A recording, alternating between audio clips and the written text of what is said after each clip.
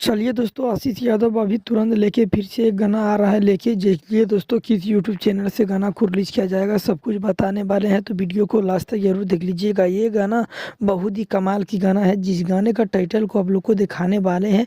जिस गाने का टाइटल है, देखिए दोस्तों, माल कहियो की भौजाई। ये गाना कहीं ना कहीं वीडियो सॉन्ग डायरेक्ट आएगा दोस्तों।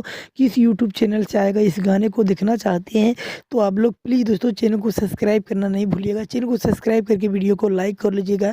ये गाना देखिए दोस्तों, ये 6:30 में 8 तारीख मतलब आज अभी ये गाना रिलीज होने वाला है, मतलब कुछ घंटे में।